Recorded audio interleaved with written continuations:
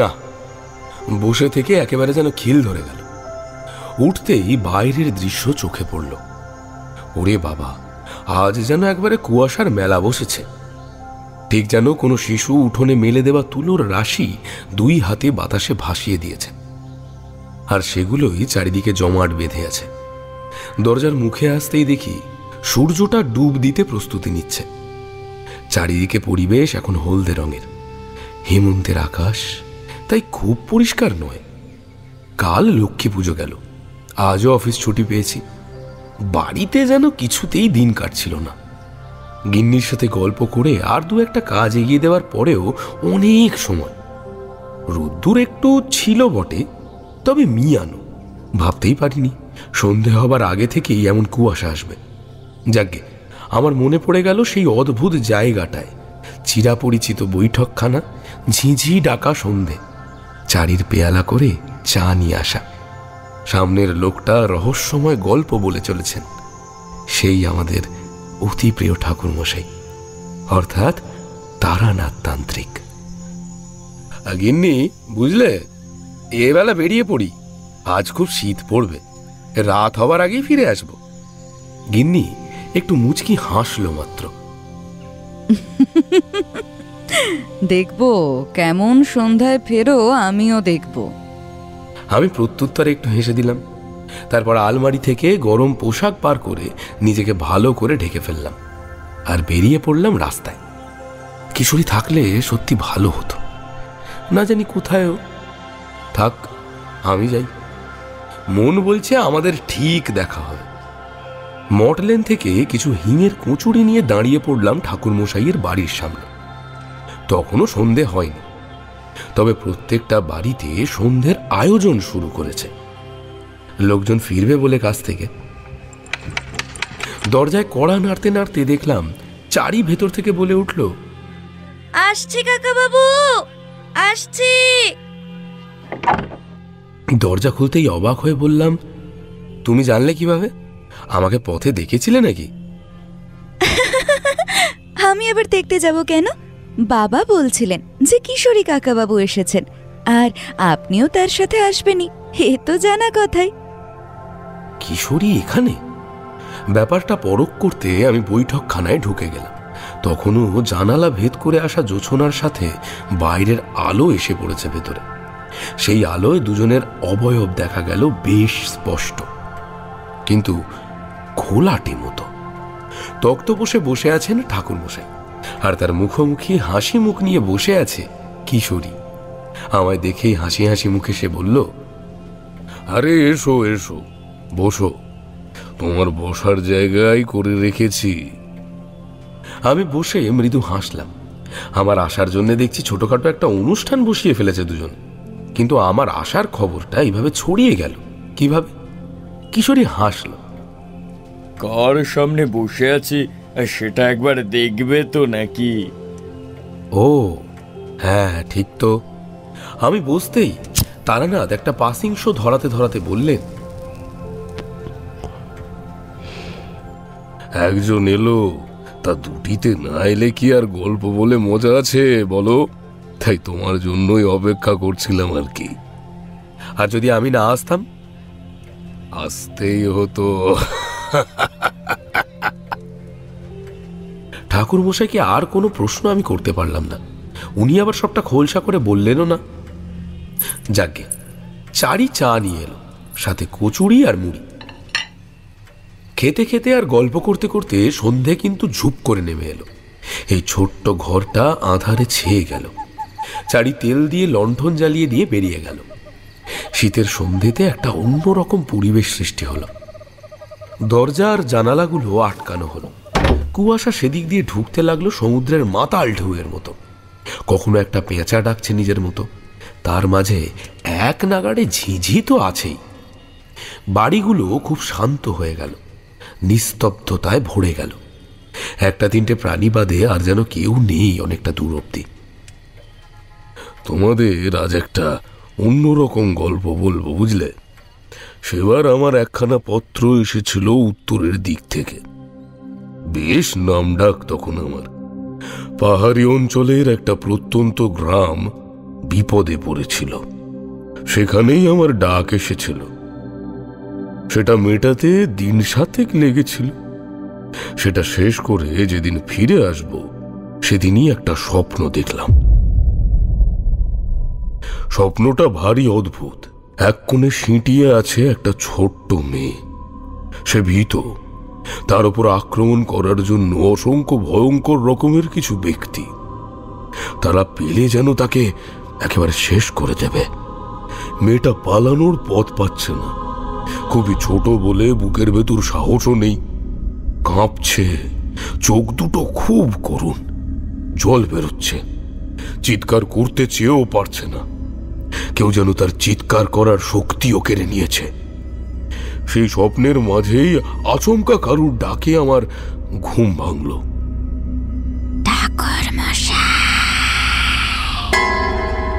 আপনার 7টার দিকে ট্রেন তো, 6টা বেজে গেছে। তার ডাকে আমি তখনই উঠে হাত মুখ ধুয়ে নিলাম। আমার আহার সাজানো ছিল, সেটাই খেলাম। কিছুটা রাখলাম গাড়িতে খাবার জন্য। গ্রামের সবাই আমায় বিদায় দিতে হাজির ছিল। আমি মৃদু হেসে সবার থেকে বিদায় নিয়ে গরুর গাড়িতে চড়ে বসলাম। তারপর হাত নাড়িয়ে বিদায় নিলাম। স্টেশনে এসে দাঁড়িয়ে আছি। গাড়োয়ানকে বিদায় দিয়ে একটু এদিক ওদিক হাঁটছি। শুনলাম ট্রেন নাকি আরো ঘন্টা দেড়েক দেরিতে আসছে। এমন সময় আমার মনে পড়ল এক কোণে সিঁটিয়ে থাকা একটা ছোট্ট মেয়ে। সে ভীত। তার উপর আক্রমণ করার জন্য অসংখ্য ভয়ঙ্কর রকমের কিছু ব্যক্তি। তারা পেলে যেন তাকে একেবারে শেষ করে দেবে। মেয়েটা পালানোর পথ পাচ্ছে না। খুবই ছোট বলে বুকের ভেতর সাহসও নেই। কাঁপছে, চোখ দুটো খুব করুণ, জল বেরোচ্ছে। আচ্ছা, এই স্বপ্নের মানে কি? আমায় কিছু ইঙ্গিত করা হচ্ছে বলেই তো মনে হচ্ছে। যদি কেউ বিপদেই পড়ে তো সে কোথায়? আমি তাকে খুঁজবই বা কি করে? ট্রেনে ফিরে না গিয়ে এই বিপদের সংকেত ধরে কি এগিয়ে যাওয়া উচিত? কিন্তু কোথায় পাবো তাকে? এখানেই নাকি কলকাতায় ফিরে? এমন অনেক প্রশ্নের জট লেগে গেল মাথায়। আবার মনে পড়ে গেল সেই ছোট্ট মেয়েটার চোখগুলো। সেই ভীত মেয়েটা। ওর কারোর সাহায্যের প্রয়োজন। কেউ নেই ওকে সাহায্য করার জন্য। এতজনের সাথে পেরে উঠবে না ও। আমি তাকে খুঁজবো কিভাবে? বসে পড়লাম একটা থামের উপর। আবার চোখ বুজলাম। শীতকালের সকালের সূর্যটা মেদানো আলো নিয়ে দাঁড়িয়ে আছে। চোখ বুজে নিতেই আরো একই রকমের দৃশ্য ভেসে উঠল চোখের ওপর। একটা মেয়ে, তার করুণ দুটো চোখ, সাহায্যের জন্য কাউকে পাচ্ছে না। চারপাশে থাকা অশরীরই তাকে ঘিরে ফেলেছে ক্রমশ। আমি কি ট্রেনে ফিরে যাব? ট্রেনটা এমন সময় এসে পৌঁছালো স্টেশনে। আমি উঠতে যাব এমন সময় মনে হলো আমার পা যেন যেতে চাইছে না। আমি কি কোনো কারণে দুর্বল হয়ে পড়েছি? ট্রেনটা চলে গেল শব্দ করে, আর আমি তাকিয়েই রইলাম সেটার দিকে। একটা শীতল বাতাস ছেয়ে গেল চারিদিকে। আমি সামনে একটা মেঠো পথ দেখতে পেলাম, যার দুদিকে পাতাবাহার গাছের জঙ্গল ছড়িয়ে আছে নিজেদের মতো। মনে হলো এই পথটা ধরবো কি? একটু এগোতেই প্রচন্ড রকমের ঝড় উঠল। আমি আর দাঁড়িয়ে থাকতে পারলাম না। সামনের দিকে ছুটে গেলাম। চারিদিকটা আধার হয়ে এলো। রাস্তা কত দূর তা আমি জানি না। এগিয়েই দেখি একটা মন্দির, একটা পুরানো মন্দির। তার গা থেকে পলেশ তারা খসে গিয়ে অনেক জায়গায় পাকুড় গাছ গজিয়েছে। আকাশের কালো রঙে সব কিছু আধার। সামনেই একটা পুকুর, তার উপর ঝুঁকে আছে একটা বট গাছ। তার ঝুড়ি নেমে গিয়েছে জলের উপর। তার অনেক ডালপালা জল স্পর্শ করে উঠেছে। মন্দিরের চারিদিকে অসংখ্য জঙ্গল। এই ঝোড়ো বাতাসে ভেসে আসছে কত বুনো ফুলের গন্ধ। নাকে এসে লাগছে শিরীষ ফুলের একটা নেশা নেশা সৃষ্টি করা গন্ধ। মন্দিরের চাতালে গিয়ে উঠলাম। বাতাস না থামলে কোথাও যেতে পারবো না। আদৌ এদিকে কোনো গ্রাম আছে কিনা, নাকি স্টেশনেই ফিরে যেতে হবে সেটাও বুঝলাম না। যদি কোনো ফেরার ট্রেন আর না থাকে, মন্দিরের একটা কোণে সিঁটিয়ে গেলাম। ভেতরে কেউ নেই, আলগোছে টানা ছিল মন্দিরের দরজা। বাতাসের এক ধাক্কায় সেটা খুলে গেল। মন্দিরের ঘণ্টাগুলো শব্দ করে বেজে উঠল, ঢং ঢং ঢং ঢং। বাইরের মেদানো আলো এসে ঢুকেছে ভেতরে। তার আলোয় সামনে তাকিয়ে দেখি একটা মহাদেবের মূর্তি। পরম প্রশান্তি ভরা মুখে একটা রহস্যময় হাসি। তার এক পাশে বসে আছে নন্দী মহারাজ। আমার চাইতেও উঁচু মূর্তির গলা জড়িয়ে বাসুকি নাগ। দেখে মনে হয় যেন বাস্তব এক সাপ। মাথা নুয়ে এলো। হাত জোর করে প্রণাম করলাম। চারিদিকে তাকিয়ে তো ভারী অদ্ভুত লাগলো। আমার ভাগ্য আজ কেন এখানে নিয়ে এলো কে জানে, নাহলে আচমকাই আমি এখানে এলাম কেন? মহাদেব কি ঠিক এখানে নিয়ে আসার জন্যই এমন একটা ঝড়ের খেলা খেললেন? কিছুক্ষণ পর ঝড়টা একটু দমে গেল। শীতটা আরো একটু বেড়েছে। আমি বেরোনোর কথা ভাবছি, ঠিক এমন সময় দুজন দম্পতি এদিকে ছুটে এলো। আমি অবাক হয়ে দেখলাম তারা এখানে পৌঁছে প্রথমেই আমার দিকে তাকিয়ে অবাক হয়ে আছে। এক মুহূর্ত দেরি না করে আমার পায়ের কাছে এসে পড়লেন। বললেন, আপনি আমাদের বাঁচান, বাঁচান, আমাদের বাঁচান, আমাদের বাঁচান। আপনার জন্যই আমরা অপেক্ষা করছিলাম। পুরুষ আর মহিলা দুজন এমনই কিছু কথা বলছিল যার কথা আমি কিছুই বুঝতে পারলাম না। অবাক হয়ে বললাম, এইসব কথার মানে কি? আমি তো কিছুই বুঝতে পারছি না। আপনারা মন্দিরে এসে আমারই বা পায়ে কেন পড়ছেন? ভগবানের সামনে কেউ আমার পায়ে পড়ুক, এটা আমি চাই না। লোকটা উঠে দাঁড়িয়ে পড়লেন, সাথে স্ত্রী লোকটিও। চোখের জল মুছে লোকটা মহাদেবের দিকে তাকিয়ে বলে উঠলেন, আমি যদি বলি মহাদেব স্বয়ং আমাদের নির্দেশ করেছেন। আরো অবাক হয়ে বললাম, এর হেতু কি? আমি স্বপ্ন দেখেছি, ঠিক একই রকম একটা ঝড়, একটা মন্দির, আর আমি সেই মন্দিরের সামনে এক দিব্যকান্তি পুরুষকে দেখতে পাচ্ছিলাম। মহাদেব যেন আমায় তারই কাছে গিয়ে বিপদ থেকে উদ্ধারের পথ খুঁজতে বলেছেন। মহাদেব যেন হাসছেন। আমি এই বিশ্বাস নিয়েই এখানে এসেছি। আমি আর আমার স্ত্রী বিশ্বাস করি আমাদের আরাধ্য ভগবানকে, ত্রিলোকেশ্বর মহাদেবকে। স্ত্রীলোকটি ঘোমটা টেনে বললেন, একদমই তাই। আমরা আপনাকে দেখেই বুঝেছি আপনি সেই ব্যক্তি, আপনি সেই। এই আঁধারের মাঝেও যেন আপনি এক জ্যোতি নিয়ে দাঁড়িয়ে আছেন। আমি অবাক হয়ে তাদের দিকে তাকালাম। 40 ঊর্ধ্ব এক যুবক আর 25 কি 30-এর এক স্ত্রী লোক। তাদের পরনের বেশভূষা জানিয়ে দিচ্ছে তারা বেশ বনদী বাড়ির সদস্য। পরিপাটি আর পরিষ্কার সাজগোজ। পোশাকের ভেতর উকি মারছে মূল্যবান হার। হাতের আঙুলে আঙুলে বিভিন্ন পাথরের অঙ্গুরীয় ঝলকানি দিচ্ছে। কথাবার্তা বেশ সাবলীল আর শালীন। ঝড় থেমে গেছে। চারিদিকে শীতল ভাবটা কাজেই আরো বাড়ছে। চারিদিকে ঝিঁঝি ঢেকে উঠছে বিকট সুরে। ব্যাঙের ঘ্যাঙড় ঘ্যাঙও শুরু হয়েছে। যুবক বললেন, আমি পাশের গ্রাম থেকে এসেছি। আমি বিপ্র সেন, আর ওই যে আমার স্ত্রী কাবেরী সেন।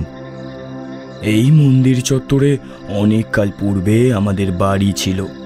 তারপর এখানে সমস্যার জন্য পাশের গ্রামে বাড়ি করি।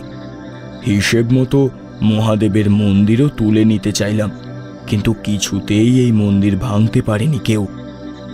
মহাদেবকে স্বপ্নে দেখেছিল আমার পিতা, যেন রুষ্ঠ মহাদেব। এই স্থান ধরা হয় তার প্রিয় স্থান বলে। আমরা তাই তাকে এখানে রেখে গেলাম। আমাদের কোনো উপায় ছিল না বলে সেই নতুন বাড়িতেই উঠি। তবে এখানে এটা গ্রামের লোকেদের দিয়ে যাই, তারাই নিত্য পুজো করে থাকে। আমরা খরচ দিই সারা বছর। কদিন পর পর আমরাও আসি। এই মন্দির খুব শান্তি দেয় জানেন। আমার একটা প্রিয় জায়গা এটা। মন খারাপ হলেই আমি এখানে আসি। পুরোহিত নিযুক্ত আছেন, উনি দুদিনের ছুটি নিয়েছেন, কাল আসবেন। তো আমি যেটা বলছিলাম, আমি আমার মেয়েকে নিয়ে অনেক সমস্যায় পড়েছি। তারই কোনো কুলকিনারা না পেয়ে প্রায় বাড়ির প্রত্যেকেই প্রায় পাগল পাগল অবস্থা। তখন আমি স্বপ্ন দেখলাম, এই মন্দির, মহাদেব আর সেই জ্যোতি নিয়ে দাঁড়িয়ে থাকা ব্যক্তি আপনি সেই। না হলে সবটা এইভাবে মিলে যেত না। আপনি কি যাবেন আমাদের সঙ্গে? গরুর গাড়িতে উঠে বসলাম। যাবার আগে মহাদেবের পাদতলে পড়লাম। মহাদেব, আপনি আমায় আশীর্বাদ করুন, আপনার দেখানো পথে যেন ঠিক এগিয়ে যেতে পারি। ভালো করে চাদর নিয়ে বসে আছি। আমাদের চাইতে অনেকটা দূরে তার স্ত্রী বসেছেন। চারিদিকে ঝাপসা আলো। এই কুয়াশার ভিড়ে সূর্য কোথায় কিভাবে আছে তার ঠিক অবস্থান বোঝা মুশকিল। গাড়োয়ান গরুর গাড়িতে ছিল। আমরা উঠতেই সেই গাড়ি ছেড়ে দিল। দুলে দুলে গাড়িটা শব্দ করে এগিয়ে যেতে থাকলো। চারপাশ ক্রমশ যেন নীরব। বিপ্রবাবু, আপনার সমস্যা কি ব্যাপারে একটু বলবেন? উনি খুব নীরব চোখে তাকিয়ে রইলেন। চলুন আগে, আর তখনই দেখবেন। আচ্ছা, আপনি ওখানে কি করছিলেন ঠাকুরমশাই? আমার সাথে তাদের ভালোই পরিচয় হয়েছে, কাজেই আর কোনো তেমন দূরত্ব নেই আমাদের মধ্যে। হেসে বললাম, মনে হয় উনি চাইলেন বলেই। কিভাবে? আমি এখানেই একটা বাড়িতে এসেছিলাম। তার গ্রামে একটা বড় ধরনের সমস্যা ছিল, সেটা মিটিয়ে ফিরব। আচমকা এই ঝড় আর এখানে এসে পড়লাম। মহাদেব যেন সংকেত দিচ্ছিল, কাজেই ফেরার ট্রেনে ফেরা হলো না। উনি হাত জোড় করে ওপরের দিকে তাকালেন। সবই তোমার ইচ্ছা মহাদেব। মিনিট কুড়ি যাবার পর গ্রামে ঢুকলাম। ঢুকতেই মুখে বড় একটা বট গাছ, তার নিচে ছোট মতন হাট বসেছে। হাটে বেশ লোকজন পসরা নিয়ে বসেছে। বেশ শান্ত আর শীতল জায়গাটা। হেসে বললেন, এটা আমাদের শিবতলা হাট, প্রায় সব কিছুই এখানে মেলে। পাশেই একটা ছোট শিব মন্দির। আমরা এগিয়ে চললাম। গ্রামের দুদিকে ছোট বড় কত বাড়ি। একটা নীলচে রঙের দোতলা বাড়ি দূর থেকে দেখা যাচ্ছিল। বিপ্লব বললেন, এইটে জমিদার বাড়ি।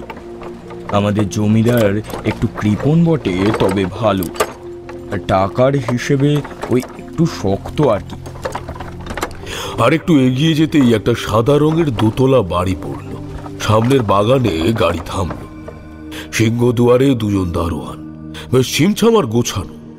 সুন্দর বাড়ি। আসুন ঠাকুর মশাই, ভেতরে আসুন। আমার নামার পর গাড়োয়ান গাড়ি খুলে গরু দুটোকে বিশ্রাম দেওয়ার জন্য আর খাওয়াতে নিয়ে গেলেন। বাড়িটা খুব শান্ত, কেমন নির্জীব হয়ে দাঁড়িয়ে আছে একটা অট্টালিকা। ভেতরে এসে বসলাম। দোতলার দক্ষিণ দুয়ারি একটা ঘরে আমার থাকার জায়গা হলো। একে একে বাড়ির সকলে এলেন আলাপ করতে। বিপ্রবাবুর দাদা কাশীবাবু আর তার স্ত্রী হেমলতা এলেন তাদের বাবা মনীশবাবু আর মা মীরা দেবী। এলেন দুই ভাইয়ের সন্তান বলতে বড় ভাইয়ের দুই ছেলে আর এক মেয়ে। বিপ্রবাবুর একটা ছেলে এলে মাত্র, বয়স ওই 15 হবে। আপনার কি এটাই সন্তান? আরও আছে, তার সাথেই আপনার আলাপ করিয়ে দেব। তাকে দেখানোর জন্যই তো আপনাকে নিয়ে আসা। আমি হাত মুখ ধুলাম। এই শীতে জলগুলো স্পর্শ করতেই কেমন যেন চমকে উঠতে হয়।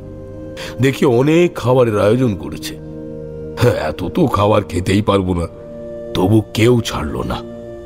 অনেক আপ্যায়ন করে আমাকে খাওয়ানো হলো। এমনিতেও খিদে পেয়েছিল খুব, খাওয়াটা বেশ হলো। তবে বাড়ির লোকগুলোর ভেতরে যে চাপা কষ্টটা আছে, সেটা আমায় একটু ভাবিয়ে তুলল। তবে সেদিন খুবই ক্লান্ত লাগছিল। কিছুতেই আর যেন দাঁড়িয়ে থাকার মতো শক্তি নেই। একটু শুয়ে পড়তে পারলে ভালো লাগতো। এই ভেবে বিছানায় গা এলিয়ে দিলাম। বিশ্রাম নেব ভাবলাম একটু, কিন্তু কখন যে চোখ লেগে গেল সেটা আমি বুঝতেই পারলাম না। আচমকা মনে হলো কেউ আমায় ধরে ডাকছে। শুনছেন? ওই যে শুনছেন? তাকিয়ে দেখি আধার চারিদিকে, ঘুটঘুটে অন্ধকার ঘরটা। কে ডাকলো আমায়? স্বপ্ন দেখলাম নাকি? উঠে বসে ভাবলাম, অন্ধকার কেন? বিকেলে শুলাম যে। আপনি উঠছেন? আবার আধার ভেদ করে কেউ যেন ডেকে উঠল। কণ্ঠ শুনে বুঝলাম বিপ্রবাবু। তাড়াতাড়ি একটা লণ্ঠন নিয়ে কেউ ছুটে আসলো ভেতরে। তাকিয়ে দেখলাম কাবেরী, তার চোখে মুখে ভয়ের ছটা। বিপ্রবাবু একটু লজ্জিত হয়ে বললেন, এই ঘরে আলো দেওয়া হয়নি, আপনার ঘুমে বিঘ্ন হবে বলে। তবে এইমাত্র সন্ধ্যা নেমেছে, আর আচমকা আপনাকে দরকার ছিল বলে আমি দেরি না করে ছুটে এসেছি। কাবেরী, তুমি আলোটা জায়গায় রাখো। দুজনের সাথে বাইরে এলাম। শীতের কুয়াশা মাখা সন্ধে বলেই অন্ধকার আরো গাঢ়। আমি হাত মুখ ধুয়ে এলাম, তারপর তাদের ঘরে গেলাম। একটা আলো আধারি মাখা ঘর, দুটো লণ্ঠন জ্বলছে, তবুও যেন আলো নেই। সবগুলো জানলা বন্ধ হলেও একটা জানলার কিঞ্চিত পাল্লা খোলা, সেখানে দিয়ে বাইরে আধার প্রকৃতি কিছু চোখে পড়ে। বিপ্রবাবু আমার সামনে এসে বিছানার সামনেটা করে দাঁড়ালেন। ওই আমার মেয়ে চারু। আমি ভালো করে লক্ষ্য করে দেখলাম, কেউ যে আছে সেটা যেন বোঝাই যায় না। খুব ভালো করে লক্ষ্য করলে বিছানার সাথে লেগে থাকা একটা রক্ত মাংসপিণ্ডের হালকা শরীর চোখে পড়ে। রুগ্ন আর শুষ্ক মুখ, ক্লান্ত আর বন্ধ চোখের পাতা, গাল বসে যাওয়া, ঘাড়ের নিচ অব্দি চুলগুলো বিছানার এদিক সেদিক মেলে আছে। গায়ের ওপর হয়তো চাপানো ছিল কিছু কম্বল কাঁথা, সেগুলো বিছানার চারিদিকে ছড়িয়ে। শরীরে আটকে আছে একটা সবুজ শাড়ি। মুখের আদল আর উচ্চতা তবু বুঝিয়ে দিচ্ছে বয়স অন্তত ওই 12 কি 13 হবে। আমি অবাক হয়ে বললাম, এই। উনি আমায় কথা বলতে না দিয়ে নিজের ঠোঁটের উপর তর্জনী ঠেকিয়ে থেমে আবার ইশারা করলেন। তার পিছনে কাবেরী দেবী বাদেও বাড়ির অনেকেই। সকলে চুপচাপ, কোনো শব্দ নেই কোনো দিকে। শুধু বারান্দায় থাকা একটা ঘড়ির কাঁটার শব্দ হতে থাকলো।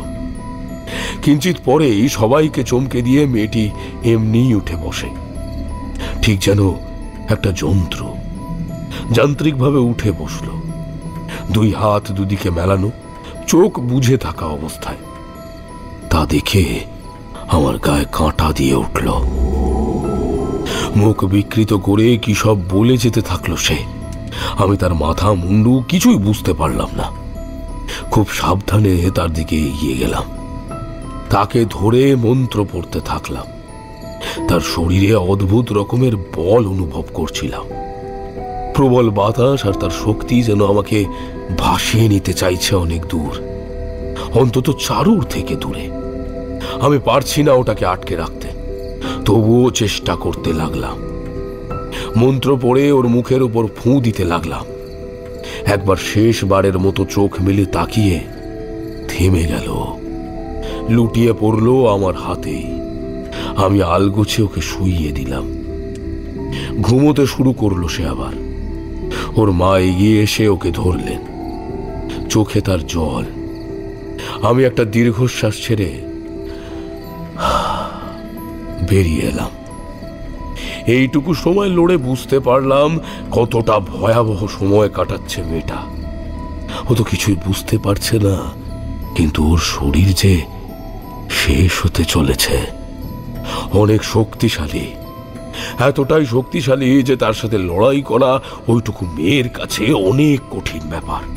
আমার নিজের কাছেই তো কঠিন, আর একটা সাধারণ মেয়ে সেখানে কি করবে? মনটা বিষণ্ণ হলো। ওইটুকু ছোট্ট ফুটফুটে মেয়েটার দিকে তাকানোর আর সাহস আমার রইল না। কষ্ট হচ্ছিল। বারান্দায় বসেছিলাম আধারি ধরে, বাইরের কুয়াশা জমাট বেঁধে আসছিল ভেতরের দিকে। কেমন দেখলেন? কখন যেন এসে দাঁড়িয়েছেন বিপ্রবাবু।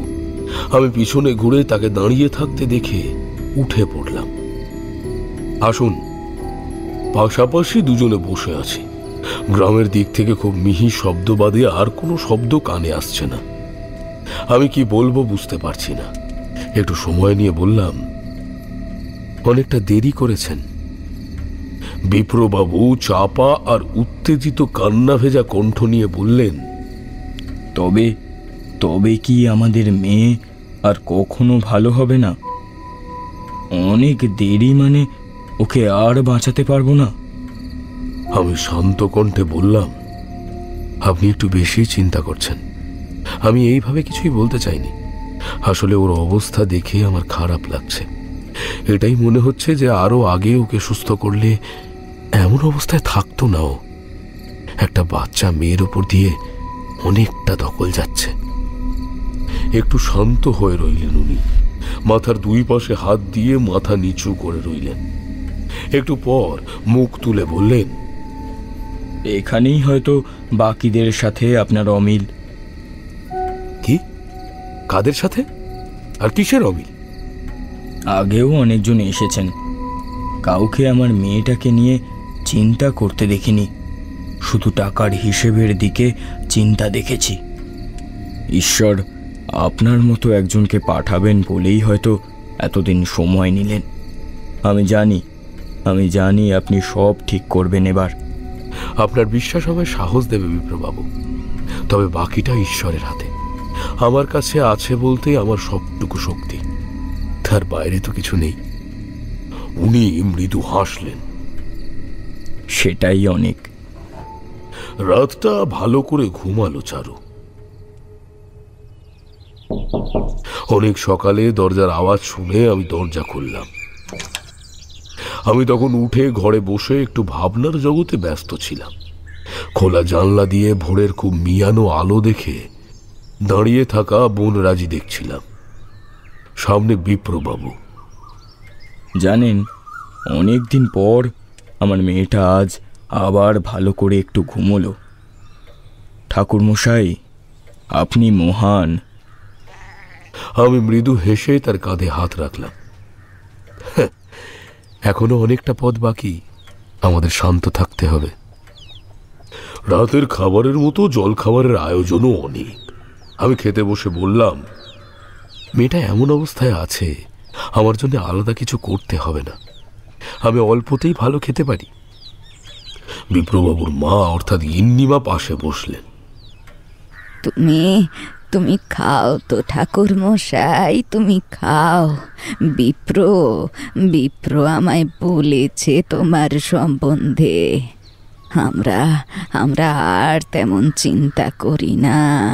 আমরা জানি মেয়ে আমাদের ঠিক হবে, জানি আমরা। মনটা কেমন ভার হলো। এতগুলো লোক আমার উপর এতটা বিশ্বাস নিয়ে বসে আছে, অথচ আমি এইসবের কুলকিনারা কিছুই পাচ্ছি না। কেমন যেন ঘোলাটে সব। চারুর ঘরে সকালের খাবার নিয়ে গেলেন কাবেরী দেবী আর তার যা।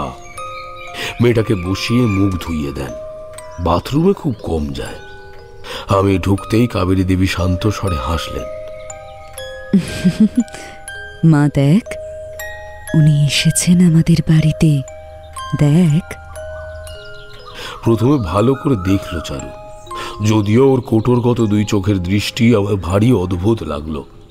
তারপর আরো ভয়ঙ্কর লাগলো যখন পরে সেই চোখ দুটো ভয়ঙ্কর হয়ে উঠেছিল।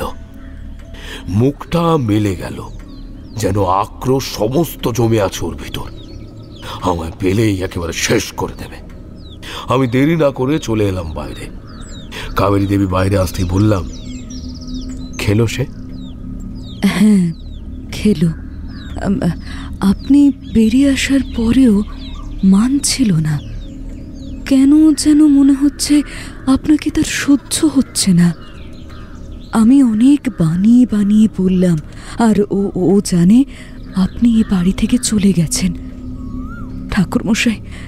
ঠাকুরমশাই ওর ওরকম ব্যবহারের জন্য আমি আপনার কাছে ক্ষমা চাইছি। ওর তো দোষ নেই, ওকে দিয়ে করাচ্ছে কিছু। ও কেবল নিমিত্ত মাত্র। আমি রাগ কেন করব? সেদিনও রাতে আমি কোনো উত্তর পেলাম না। সারাদিন চারুর ভালো মন্দ দিক দেখতে লাগলাম। ওর কোনো বিপদ হলে আমি সবটা সামলাতে লাগলাম। এইসব কিছু সামলে প্রশ্নের উত্তরগুলো খুঁজতে লাগলাম। রাতে খুব ক্লান্ত লাগলো, তার উপরে শীতের রাত। নিস্তব্ধ গ্রামকে নিয়ে আমিও বিভোর হলাম ঘুমে। দরজায় শব্দ হতে তখন কটা বাজে আমার খেয়াল নেই। উঠে দেখি ঘরে খুব মৃদু একটা লম্ফ জ্বলছে। জানলাটা খুলে রেখেই ঘুমিয়ে পড়েছিলাম। সেদিক থেকে খুব বাতাস আসছে। দরজার বাইরে আছেন বিপ্রবাবু। বাইরের মিয়ানো আলো ওনার পেছনে পড়েছে। শরীরের চারিদিকে একটা বাউন্ডারি সৃষ্টি হয়েছে সেই আগুনের রঙে, কিন্তু ওনার মুখটা আলোকিত নয়। ঘরে না এসে উত্তেজিত কণ্ঠে বলে উঠলেন, একটু একটু তাড়াতাড়ি আসুন আমার সাথে, দয়া করে একটু তাড়াতাড়ি আসুন। ঠাকুরমশাই বিপদ হয়েছে। কিসের? আমায় কোনো উত্তর না দিয়ে উনি ঘুরে গেলেন, আর যেদিকে এলেন সেদিকেই পথ ধরলেন। বিড় করতে থাকলেন, ঠাকুরমশাই বিপদ, ঠাকুরমশাই আসুন তাড়াতাড়ি, বড় দেরি হয়ে যাবে। আমি আর কিছু না ভেবেই তার অনুসরণ করতে থাকলাম। আমার চাইতে 10 হাত সামনে উনি থামলেন না। আমিও তাকে ধরতে পারলাম না। সারা বারান্দা থমথমে। কয়েকটা লণ্ঠন জ্বলছে শেষ তেলটুকু নিংড়ে, আর কতগুলো নিভে গিয়েছে। সেই আলোতেই কুয়াশার ভেতর দিয়ে উনি আর আমি এগিয়ে যেতে থাকলাম। উনি বারান্দা পেরিয়ে সিঁড়ি ধরলেন। সিঁড়ি একেবারে আঁধার। আমি তাকে দেখতেই পেলাম না, শুধু তার গলার সেই বিড় শব্দটা তাকে অনুসরণ করার মতো একটা পথ দেখাচ্ছিল মাত্র। সিঁড়ি শেষ হতেই আচমকা নিচের লণ্ঠনের আলোয় তাকে আচমকা দেখতে পেলাম। ঠিক আমার চাইতে ততটাই দূরত্ব নিয়ে উনি হাঁটছেন। আমি হাঁটতে হাঁটতে পিছন থেকে আবার প্রশ্ন করলাম, আচ্ছা কি হয়েছে একটু বলবেন? উনি থামলেন না, সেভাবেই বলতে থাকলেন, ঠাকুরমশাই বিপদ, ঠাকুরমশাই অনেক বড় বিপদ, আসুন আমার সাথে, নইলে দেরি হয়ে যেতে পারে। আসুন ঠাকুরমশাই আসুন। লোকটা কি মেয়ের চিন্তায় এতটা পাগল যে কথাটা বলার অবধি সময় নেই? আর বিপদ তো বাড়ির বাকি লোক কোথায় গেল? উনি বা আমায় কোথায় নিয়ে চলেছেন? চারু কি আজ বাইরে কোথাও বিপদে পড়েছে? ও কি এত রাতে বাইরে কোথাও গিয়েছে? অথচ বাড়ির লোকও কাউকে দেখছি না। আবার মনে হতে লাগলো হতে পারে চারুর কাছেই আছে সবাই, হয়তো মেয়েটা বাইরে কোথাও বিপদে পড়েছে। এইসব ভাবতেই আমি একটু থেমে গেলাম। উফ, নিচের বারান্দাও শেষ। এবার কোন দিকে নিয়ে যাবেন উনি? কোথায় আছে ওনার বিপদ? এত রাতে বাইরে আছে কিভাবে সে? আচমকা সামনে তাকিয়ে দেখি বিপ্রবাবু থেমে আছেন। ঠিক আমার থেকে একই দূরত্বে আছেন। উনি আমার দিকে পিছন করে হাঁটছিলেন, তাও কিভাবে দেখতে পাচ্ছেন আমার থেমে যাওয়া? উনি আবারও বলে উঠলেন, আসুন। অন্ধকার আর নীরবতা ভেদ করে খুব তীক্ষ্ণভাবে আমার কানে এসে বাজতে লাগলো। আমি তাকে অনুসরণ করতে লাগলাম। উনি জঙ্গলের দিকে এগিয়ে যেতে লাগলেন। ঝিঝিগুলো স্তব্ধ যেন। পিছন থেকে একটা আওয়াজ পেলাম, ঠাকুরমশাই একা কোথায় যাচ্ছেন? কণ্ঠটা চেনা। এটা তো বিপ্রবাবুর কণ্ঠ। কিন্তু আমার সামনে তাহলে? সামনে তাকিয়ে আমি অবাক। কিছুই নেই ওখানে, কেউ নেই। চারিদিকে এগিয়ে গেলাম। অন্ধকার বাদে আর কিছুই নেই। ঝোপঝাড়ের ভেতরে ঘুটঘুটে অন্ধকারে ডেকে উঠল কতগুলো ঝিঁঝি। আমার কাঁধে হাত পড়ল একটা। ঠাকুরমশাই। তাকিয়ে দেখি বিপ্রবাবু। উনি অবাক হয়ে উঠলেন। আপনি এখানে কোথায় যাচ্ছেন? আমি কিছু বললাম না।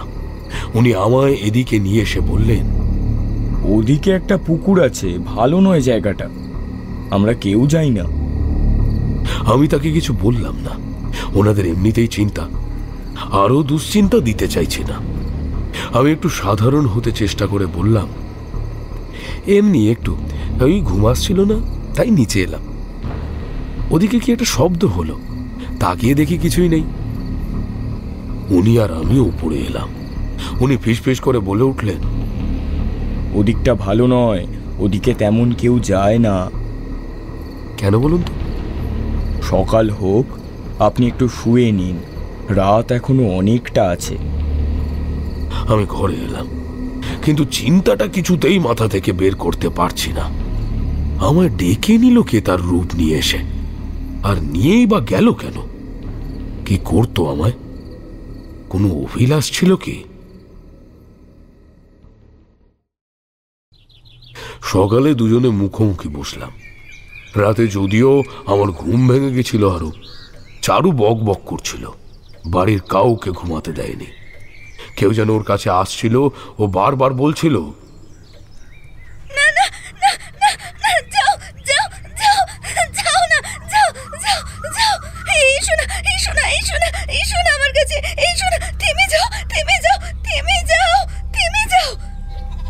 আমি দরজায় দাঁড়াতেই সব কেমন শান্ত হয়ে যাচ্ছিল।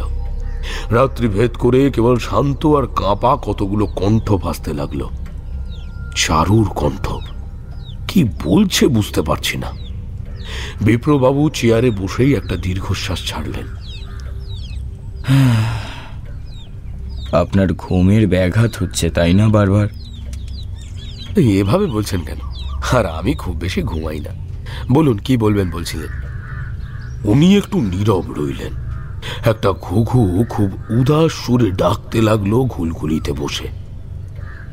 জানেন ঠাকুরমশাই, ওই দিকটা অনেক দিন থেকেই কেউ যায় না। আমার মা বলেন উনি এই বাড়িতে আসার আগে থেকেই পুকুরটা মুজে পড়ে আছে। কথায় আছে নাকি কোনো অশরীরী ওদিকে। আমি আটকে দিয়ে বললাম, কি অশরীরী? হ্যাঁ, সেটাই জানি আমি। অনেক সময় ওদিক থেকে নাকি কান্নার শব্দ আসে, আবার কখনো নাকি কাউকে দাঁড়িয়ে থাকতে দেখা যায়। এলো চুলের এক মহিলা। আপনি কখনো দেখেননি? অনেকেই দেখেন, তখন শুনি। এর বাইরে কিছু না। আমার স্ত্রী আমার মেয়ে চারুকে একদিন ওখানে যেতে দেখেছেন। চারুকে ওখানে? একটু পরেই তার স্ত্রী অর্থাৎ কাবেরী দেবীকে উনি ওখানে আনলেন। কাবেরী দেবী আমতা আমতা করে একটা ঘটনার কথা বলতে লাগলেন। চারু একদিন দুপুরে ওনার সাথে রান্নাঘরে ছিল। বাকিরা তখন মাঠের কাজে বাইরে। কাজের মেয়েটা ওর সাথেই কাজ করছিল। আর আর চারু রান্নাঘরের সামনের ঘরের মেঝেতে বসে রান্নাবাটি খেলছিল। আমি তখন খুব ব্যস্ত। চারু অনেকটা বড়, তবে আমি কিছুতেই চারুকে বাইরে তেমন ছাড়তে চাইতাম না। ওর সখীরা এলেও বাড়ির বাগান ব্যতীত খুব দূরে আমি ওকে যেতে দিতাম না কখনো। আমার প্রাণ যেন ওর জন্য ভয়ে কাঁপত সর্বদা সর্বদা।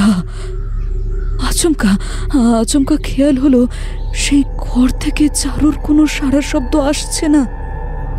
বাইরে এসে দেখি চারু ওখানে নেই। ওর বাকি ভাই বোনেরা যেখানে খেলছিল সেখানেও নেই ও। সারা ঘর খুঁজতে লাগলাম আমি, সারা ঘর, কিন্তু কোথাও পেলাম না, কোথাও না। উঠে গেলাম ছাদে, তারপর চারিদিকে তাকিয়ে দেখি ঝোপ জঙ্গল পেরিয়ে সেই মোজা পুকুরের দিকে আমার চোখ গেল। দেখলাম ওখানে বসে আছে চারু। তাড়াতাড়ি আমি সেদিকে ছুটে গেলাম, তাড়াতাড়ি গেলাম। দুপুরের নিস্তব্ধ পরিবেশে চারুর গল্প করার শব্দ আমি কানে শুনতে পেলাম। কিন্তু ওখানে গিয়ে দেখলাম কেউ নেই, ওখানে কেউ নেই। তাহলে চারু কার সাথে গল্প? চারু কি তাহলে একা বসে গল্প করছে? আমি কাছে গিয়ে ওর গায়ে হাত দিলাম, আর ওর গায়ে হাত দিতে যেন ওর ধ্যানটা ভাঙল। মা, আমি জিজ্ঞেস করলাম, এখানে কি করছিস মা? এই তো খেলছি ওর সাথে। কার সাথে? ছিল এখানেই একটা ছোট্ট মেয়ে, ওর নাম রূপালী। এখন নেই ও, কিন্তু মা ছিল, এখানেই ছিল। কাবেরী দেবী ভাবলেন মাকে মিথ্যে বলার জন্য একটা বাহানা সাজিয়েছে মেয়ে, তাই আলতো হেসে তাকে বাড়ি নিয়ে এলেন। কিন্তু সমস্যা এবার হলো তার দুদিন পর। সেদিন সন্ধেবেলা চারুকে কোথাও পাচ্ছেন না কাবেরী দেবী। সারা বাড়ি ঘর তন্ন তন্ন করে খুঁজতে লাগলেন, কিন্তু পেলেন না। বাড়ির কোনো বাচ্চা ওর খবর বলতে পারল না। আসলে চারু অনেক দিন থেকেই একাকী থাকতে আর খেলতে ভালোবাসতে শুরু করেছিল। তখন সন্ধ্যের প্রায় আগের মুহূর্ত। এই সময় মেয়েকে কোথায় পাবেন? আচমকা মনে হলো মেয়ে কদিন সেই পুকুরের দিকে বেশি করে যাচ্ছিল। উনি সেদিকেই গেলেন, হাতে নিলেন একটা লম্ফ। সেদিকটা খুব আঁধার, ঝোপ জঙ্গল যেন খুব শান্ত। এখানে কোনো ঝিঝিও নেই, এমন রকম লাগছিল। সারা জগৎ থেকে যেন আলাদা একটা জায়গা।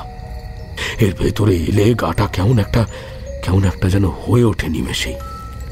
উনি শ্লথ পায়ে পুকুরের দিকে এগিয়ে লম্ফ ধরলেন মাথার উপরে, আর সেদিকে তাকিয়েই উনি চমকে গেলেন। বুকের ভেতরটা কেঁপে উঠল, নড়বার অব্দি শক্তি রইল না। একটা কাঁচা মাছ বেশ আয়েশ করে খাচ্ছে চারু। ওর চারিদিকে এমন আরো অনেক মাছের কাঁটা পড়ে আছে, বেশ নেশাতুর লাগছে ওকে। কাবেরী দেবী ভীত হবার পরেও শক্ত হলেন আর ওকে টেনে আনলেন বাড়িতে। চুপচাপ চারু যেন কিছুই জানে না, রোজকার মতোই বারান্দার কাছে এসে বসে পড়াশোনা করছে। রান্নাঘর থেকে হাঁক এলো, বৌমা, যে মাছগুলো বিপ্র ধরেছিল সেগুলো কোথায়? কাবেরী দেবী উপস্থিত হয়ে বললেন, বেড়াল খেয়ে ফেলেছে। সেদিনের মতো উনি বেঁচে গেলেন। নিজের মেয়ের এইসব কথা পাঁচ কান করার থেকে আটকাতে উনি কাউকে কিছু বললেন না। হতে পারে আচমকা এমন কোনো সমস্যা হয়েছে, পরে ঠিক হয়ে যাবে। কিন্তু উনি বুঝতেই পারেননি সবকিছু চেপে রাখলেই দমন হবে না। অনেক রাতে একদিন পাশের বাড়ির বউটা চিৎকার করে উঠল। তাদের ঘরের সামনে কেউ হাঁটছে, তার নুপুরের শব্দ হচ্ছে, সে দৌড়াচ্ছে। তার স্বামী বাইরে এসে দেখলো সে আর কেউ না, বরং চারু। একটা বেড়াল মেরে অন্ধকারে বসে খাচ্ছিল। খবরটা চারিদিকে ছড়িয়ে গেল। বলা হলো ভূত ধরেছে। চিকিৎসা শুরু হলো। কত ওঝা এলো, কবিরাজ এলো, তান্ত্রিক এলো, কোনো কাজ হলো না। চারু যখন তখন ভুলভাল কাজ করে বেড়ায়। বাড়ির লোক পাহারা দেবার পরেও কোনো লাভ হলো না।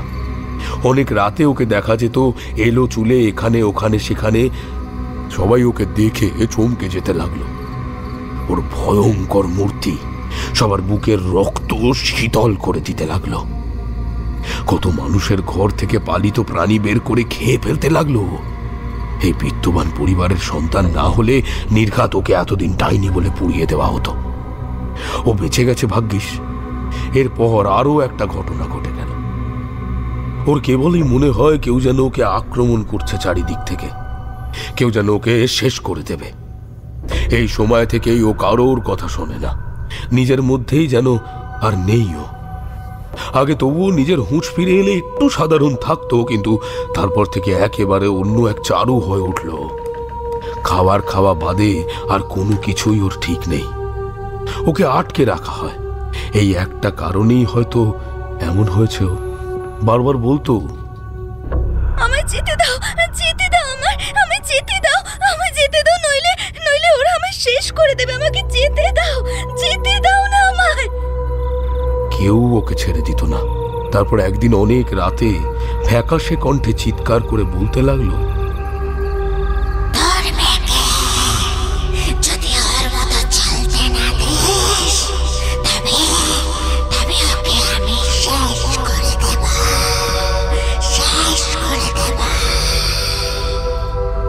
আমি খেয়ে ফেলবো ওর সবটা। ওকে কেউ বাঁচাতে পারবে না, কেউ না। ধীরে ধীরে চারু কেমন একটা হয়ে উঠতে লাগলো। ওর শরীর যেন রুগ্ন, কিন্তু ওকে ছেড়ে দেওয়া যায় না। মানুষের এমন ক্ষতি করতে থাকলে মানুষ তো এমনিই একদিন ওকে শেষ করে দেবে। আর কতদিন সহ্য করবে ওকে? কাবেরী দেবী চিৎকার করে কাঁদতেন। আমার মেয়েকে ছেড়ে দাও বরং, যদি ওকে শেষ করে দেয়। ছেড়ে দাও না, ওকে ছেড়ে দাও। বিপ্রবাবু ওনার পাশে এসে বসত, বুঝে আসা গলায় বলতেন, আর ছেড়ে দিলে লোক আমার মেয়েকে এমনি শেষ করে দেবে কাবেরী। কাবেরী দেবীর শাশুড়ি মা এসে বৌমার মাথায় হাত বুলাতে থাকেন। বলি বৌমা, বৌমা, যদি যদি গাঁয়ের লোক ওকে জীবন্ত পুড়িয়ে ফেলতে চায়, যদি ওকে ওকে মাটি চাপা দেয়, তুমি সইতে পারবে তো বৌমা? হ্যাঁ হেমলতা বলেন, হ্যাঁ গো মা, মা ঠিক করেছেন। আমরা আমরা সইতে পারবো না এসব। বরং বরং ও ঘরে আটকে থাকুক। ভগবান ভগবান যা লিখেছেন তাই হবে। কাবেরী দেবী মেয়ের দিকে তাকাতে পারেন না। খেতে দিতে এসে ঘুমন্ত মেয়েটার দিকে তাকিয়ে থাকেন।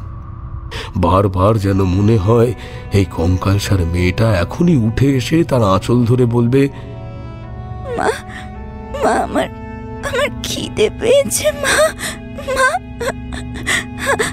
আচ্ছা আচ্ছা মা, মা তুমি আচার কোথায় রেখেছো বলো তো মা? হয়তো বলবে, আচ্ছা মা, মা, আমায় তুমি বিয়ে দিয়ে দূর করে দেবে বলো? হ্যাঁ, আচ্ছা মা, আচ্ছা মা, আমি তোমার কাছে থেকে যাব কিন্তু। হ্যাঁ মা। কাবেরী দেবী চুপচাপ তাকিয়ে থাকতেন। এইসব কথা চারুতাকে প্রায় বলতো। চোখের জলগুলো টপ টপ করে পড়তে থাকে তার। চারু কি কখনো আবার এইভাবে বলবে না? ভাই বোনেরা চারুর থেকে দূরত্বে থাকে, তাকে যেন ভুলেই যেতে বসেছে প্রায়। অথচ তাদের সবার সাথে খেলতো মেয়েটা, সবার সাথেই বড় হচ্ছিল। বাড়িটার একটা অবৈধ ব্যাপার যেন চারু। ঠিক সেই সময় বিপ্র খেয়াল করলেন মহাদেবের আরাধনা করতে হবে তাকে। সেই পুরনো মন্দিরে খুব যত্ন সহকারে আর নিয়মের সাথে রোজ মহাদেবের পুজো করতে লাগলেন, ধ্যান করতে লাগলেন। সন্ধ্যের নিস্তব্ধ আধারে ওর মন্ত্র সেই জঙ্গলের বাতাসে ভাসতে থাকত। ওম ত্রয়ম্বকম যজামহে সুগন্ধিম পুষ্টিবর্ধনম উর্বারুপমেব বন্ধনন মৃত্যুর্মুক্ষীয়মৃতৎ। কখনো শোনা যেত, ওম নমঃ শিবায়, ওম নমঃ শিবায়, ওম নমঃ শিবায়। ক্লান্ত লাগতো না কখনো।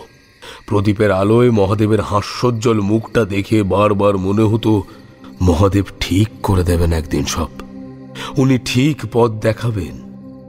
এমনই ধৈর্য আর বিশ্বাস নিয়ে পুজো করে যেতে লাগলেন। বাড়িতে এদিকে অশান্তি আর কষ্ট বেড়েই যেতে থাকলো। উনি কিন্তু দমে গেলেন না। তারপর একদিন স্বপ্নটা এলো, যেটা দেখার পর তার খুব অদ্ভুত লাগলো। সেই মহাদেব মন্দির আর সন্ন্যাসী, যার সাথে মিলে গেল সেই মন্দিরের সামনে দেখা তারানাথ তান্ত্রিকের। সবটা শুনে খুব অবাকই লাগলো আমার। মহাদেব সত্যি যেন তাই সেদিন আমায় আটকে রেখে দিলেন। আমি চেষ্টা করেও যেতে পারিনি ট্রেনের দিকে।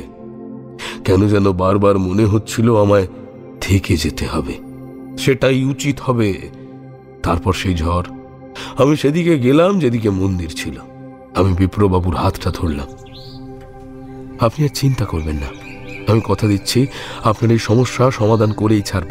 আর যতদিন সমস্যা সমাধান করতে পারবো না ততদিন আমি আপনার বাড়ি ছেড়ে যাব না, কথা দিলাম। ওনার চোখ দিয়ে জল নেমে এলো। উনি কাঁদছেন, কাঁপছে ওনার শরীরটা। আমি মৃদু হেসে ওনার কাঁধে হাত রাখলাম। আপনি ভাববেন না। আপনার কথা শোনার পর থেকে আমার আর কোনো ভয় রইল না ঠাকুর মশাই। আমার ভেতরে বিশ্বাস জন্ম হয়েছে আপনাকে দেখার পর থেকেই।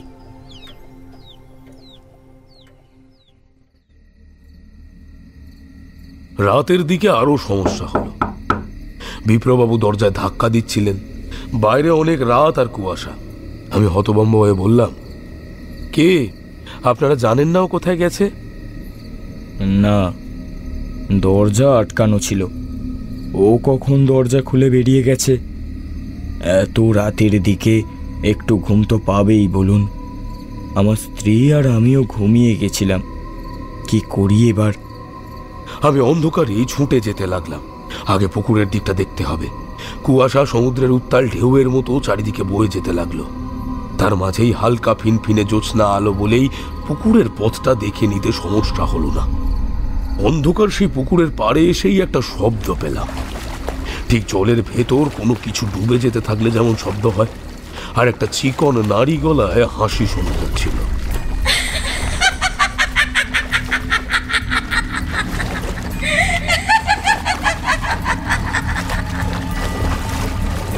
জয় শিব শম্ভু বলে জলের দিকে তাকিয়ে দেখি মাঝখানে একটা কি ডুবে যাচ্ছে। মন্ত্র পড়ে ফেললাম, নাইলে এখানে আমারও বিপদ হতে পারে। আমি ঝাঁপ মারতেই সেই হাসিটা থেমে গেল। প্রচন্ড কাঁপতে কাঁপতে চারুকে বাড়ির দিকে নিয়ে এলাম। আমার পিছনে বাড়ির সকলেই। আমি ভালো করে দেখতে লাগলাম চারুকে, কারণ ওর শরীর আর শরীরের ভেতর বেঁচে থাকার অস্তিত্ব এতটাই ক্ষীণ যে খুব সহজেই বোঝা যায় না। ওর মা ফ্যাল ফ্যাল করে তাকিয়ে আছে শূন্যের দিকে। আমার একটা কথা তার ধ্যান ভাঙালো। চারু বেঁচে আছে। আগে আমি গরম কাপড় পরে আসি, এসে দেখলাম আগুন লাগিয়ে তার উত্তাপ দিচ্ছে চারুকে সকলে মিলে। ও একটু চোখ মেলে তাকিয়ে আছে, বিছানার সাথে লেপ্টে থাকা শরীর নিয়ে। এমন একটা দিনই যে অনেকটা দিন। আজকের দিনটা অন্তত চারুকে অনেক দেখে রাখতে হবে। কতগুলো কৃতজ্ঞতার সুর ভেসে এলো। আপনি না থাকলে কি যে হতো আজ ঠাকুরমশাই। ভাগ্যিস আপনি ছিলেন ঠাকুরমশাই। ছাদে উঠে জলাশয়ের দিকে তাকিয়ে আছি। কি একটা টানেই না আজ ওখানে চারুকে নিয়ে গেছিল। ওই অথই জলে আজ শেষ হয়েছে তো মেয়েটা। কিছুতেই ওই গভীর জলের সাথে রুগ্ন মেয়েটা পেরে উঠতে পারতো না। বাড়িটাকে একেবারে খালি করে যেত মেয়েটা। জানতোই না ওকে ছেড়ে মানুষগুলো ঠিক কতটা কষ্ট হতো। আজীবন তাকে কেউ ভুলতে পারতো না। থেকে যেত একটা কষ্টের স্মৃতি হয়ে। শেষ দিনগুলো সে কাটিয়ে দিয়ে যেত অজানা অচেনা এক চরিত্র হয়ে। রহস্য হয়ে থেকে যাওয়া মেয়েটা রহস্যজনকভাবে ছেড়ে দিত, কিংবা হেরে যেত সেই শয়তানের কাছে। আর সেই শয়তান খারাপ অভিসন্ধি নিয়ে ঠিক জিতে যেত। অথচ সেই পুকুর এখন শান্ত। কুয়াশা আর জ্যোৎস্না নিয়ে দাঁড়িয়ে শান্ত এক পুকুর। একজনের জীবনের অন্তিম ডেকে এনে এখন যেন সে কিছুই জানে না, যেন তার কোনো দোষ নেই। পরদিন সন্ধ্যে থেকেই সব কিছু প্রস্তুতি শুরু হলো। যজ্ঞের স্থান হিসাবে বেছে নিলাম মহাদেব মন্দিরের সেই জায়গাটা, যেখানে এই পরিবারের আদি বাড়ি ছিল, আর যেই মন্দির তাদের উপাসনার প্রাণ কেন্দ্র ছিল, যাকে ভেঙে আনতে পারিনি। তার মতো আর সুরক্ষিত স্থান হতে পারে কোথাও? ওখানে জায়গাটা পরিষ্কার করে মোছা হলো, চারিদিকে খুঁটি করে দিয়ে চালা দেওয়া হলো। এমনিতেই এমন কুয়াশা, সেগুলো মাথায় পড়লে নির্ঘাত নিউমোনিয়া হবে। তার নিচে যজ্ঞের বেদি থাকবে, চারিদিকে এক অসম্ভব নীরবতা। আমার ফর্দ অনুযায়ী বিপ্রবাবু সবটা নিয়ে এলেন। আজ রাতেই ভাবছি সব অশুভ শক্তির দমন করব। মেয়েটাকে আর তিলে তিলে শেষ হতে দেব না। তার পরিবারের কাছে তাকে সুস্থ ফিরিয়ে দিতে পারলেই আমার জীবনের সার্থকতা। এই পথে তো আমার এই কারণেই নামা। রাত হতেই গরুর গাড়িতে করে যজ্ঞের সমস্ত নিয়ে যাওয়া হলো। আমরাও বাড়ির সকলে মিলে আরেকটা গাড়িতে উঠে বসলাম। বাড়িতে আর কাউকে রাখছি না। পথে অনেক রকমের খারাপ সংকেত আসলেও থেমে গেলাম না। মাঝরাতে আমরা সবাই প্রস্তুত হলাম। মাদুর বিছিয়ে বাড়ির সকলে বসেছে। চারুকে বেঁধে দেওয়া হয়েছে শিকলে। ও এখন ঘুমন্ত, কিন্তু কখনো আবার অন্য রূপ নেবে সেটা বলা যায় না। আর তখন তাকে আটকে রাখতে কেউ পারবে না। আমিও তো ব্যস্ত থাকবো যজ্ঞ নিয়ে। কাজেই আগে থেকে এই ব্যবস্থা করে রাখলাম। মন্দিরের পুরোহিত শুরু করলেন মহাদেব পূজা। আগে তার পূজা শেষ করব, তারপর যজ্ঞের কাজ। পুজো শেষ হতেই শিবের থেকে সাহস নিয়ে আমি এসে যজ্ঞের আসনে বসলাম। এখানে কতগুলো মশাল আর প্রদীপ জ্বলছে। চারিদিকে এক অদ্ভুত পরিবেশ সৃষ্টি হয়েছে সেই আলোকে। ঘি পোড়া আর ধুনির গন্ধে ভরে গেল জায়গাটা। যজ্ঞের কাঠ আহুতি পেয়ে দাউ দাউ করে জ্বলতে লাগলো। এমন সময় বাতাস বইতে শুরু করলো। সেই বাতাসে প্রদীপ আর মশালের আলো কাঁপতে থাকলো। কুয়াশা ছিঁড়ে ছিঁড়ে যেতে লাগলো। আলোকিত জায়গাগুলো কখনো আধার হতে লাগলো, আবার কখনো আলোকিত। বেড়াল ডেকে উঠলো কখনো পেছনে। কতগুলো বাদুর ডানা ঝাপটে মাথার পাশ দিয়ে চলে গেল ঘুটঘুটে অন্ধকারে। দুটো চোখ জ্বলে উঠল দূরে। সেটা স্পষ্ট হতেই দেখলাম কালো একটা বিড়াল বসে এদিকে তাকিয়ে আছে। আমি এক মনে মন্ত্র পড়ে যেতে লাগলাম। এমন সময় নড়ে উঠল চারু। সেই নীরব স্থান জেগে উঠল তার তীক্ষ্ণ চিৎকারে। শিকলের শব্দ হতে লাগলো ওর ওই চিৎকারের সাথে। ও যেন শিকল ছিঁড়ে আসতে চাইছে আমার কাছে। নিস্তব্ধতা ভঙ্গ করে ওর চিৎকার এসে আমার কানে ধাক্কা মারতে লাগলো।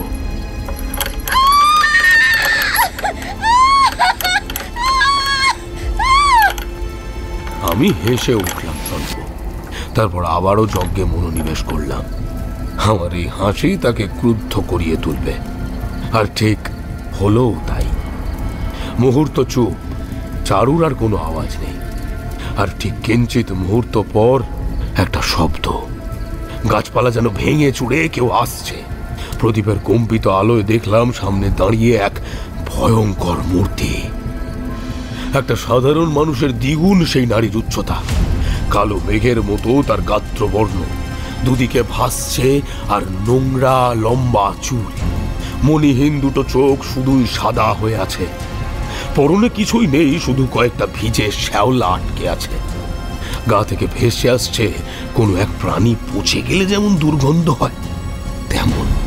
আমি বাকিদের দিকে তাকিয়ে বললাম, কেউ কিন্তু গণ্ডির বাইরে আসবেন না। সবাই মাথা কাত করে সম্মতি দিল। সবার চোখে মুখে আতঙ্ক।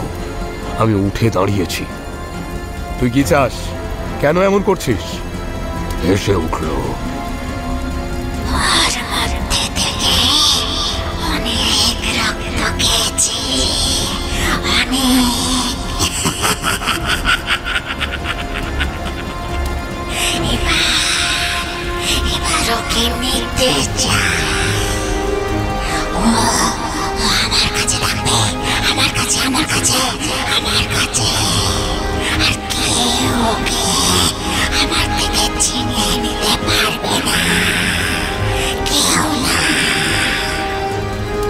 আমি মন্ত্র পড়ে ওকে কাবু করতে যাব, তার আগেই দেখি এক অট্টহাসি হেসে সে আমার দিকে তাকালো। আমি এক অদৃশ্য বন্ধনে আটকে গেলাম।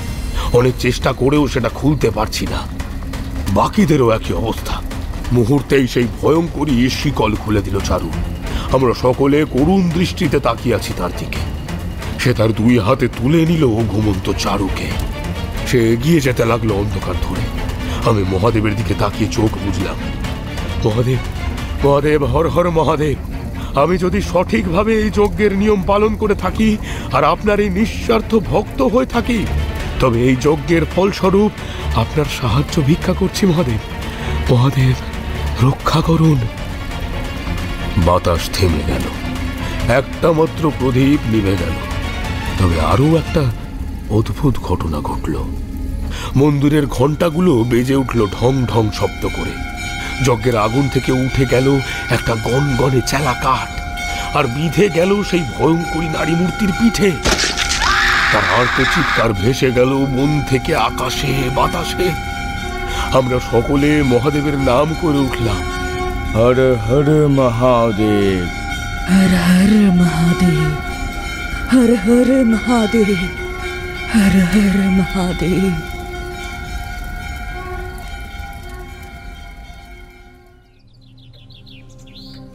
সকালে উঠে চারু কেমন করে তাকালো নিজের দিকে।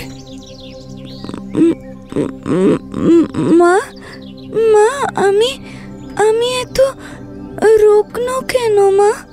হ্যাঁ, আমি তখন সেই পুকুর পাড়ে বিপ্রবাবু আর তার দাদাকে বলছিলাম পুকুর ভরাট করে দেবার কথা। তখনই মায়ের হাত ধরে এসে চারু আমায় প্রণাম করলো। সকালের নতুন আলোয় ওকে দেখে মনটা একেবারে ফুরফুরে হয়ে উঠল।